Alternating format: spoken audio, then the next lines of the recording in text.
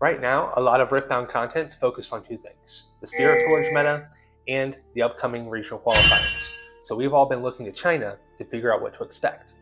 But if you've been following competitive play for Riftbound or other TCGs, you'll find that oftentimes what is the meta in one region looks completely different in other regions.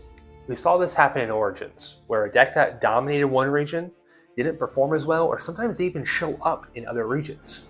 And we're already in a similar situation with Spirit Forge.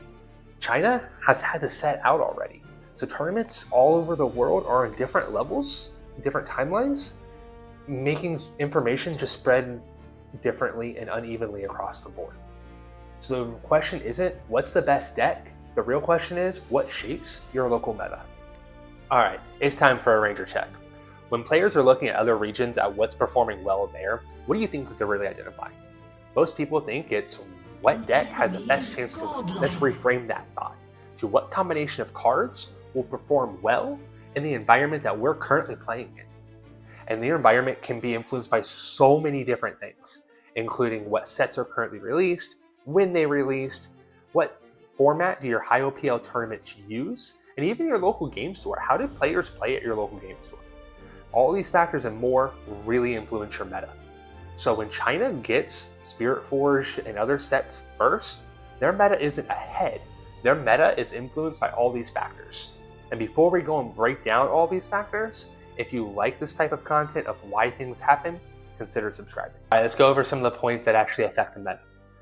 First, what is the timeline of release schedule actually determine?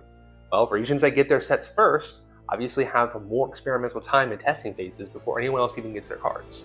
So by the time the second batch does roll out, they have completely different issues to solve than the regions that got it first, which will really influence deck building. For example, in the US, people were already building against Kaisa on release day, sometimes even before that. An ally has been slain. Until Houston hit, and then Annie changed how people really started building around the movement within the game. And in China, they didn't even play Annie hardly at all. Second, let's talk about tournament format. Number of Swiss rounds, number of top cut slots, best of ones, best of threes, all of these factors greatly determine what decks and playstyle will perform the best in those events. If you're playing a best of one with 8 top cut slots, that deck is optimized for that event, and you're playing differently than if you were playing best of 3 top 64 cut. And we're seeing those differences between regions everywhere. Third, what do players plan to see? People tend to build their decks to be able to beat what they expect to play against. And these expectations can vary vastly between communities. For example, if your local game store doesn't sell Rumble precons, you're probably not building your deck to be able to beat Rumble because you're just not seeing it. But if you go a couple hours away to a bigger event, you're probably going to build your deck to incorporate a variety of different legends. This alone can really make up a large meta shift from community to community. Lastly, think about how information flows. Some ideas cross regions incredibly quickly. Others stay local longer than people think.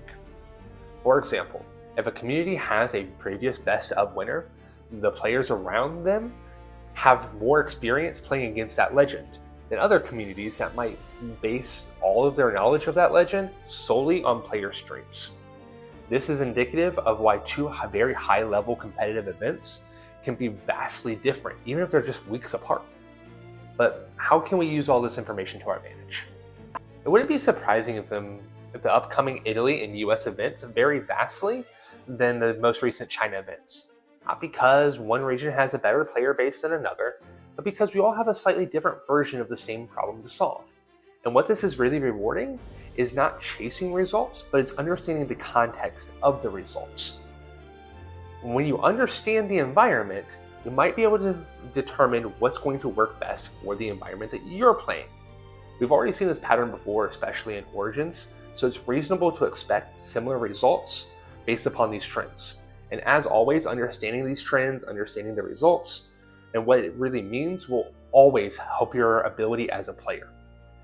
So stay tuned for our next Ranger Check as we go over how to pressure test your decks for your local scene.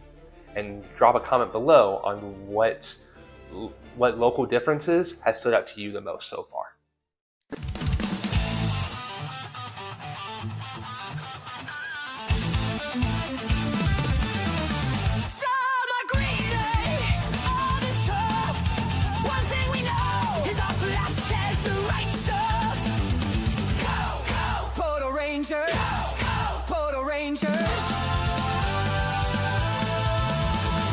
How elusive can they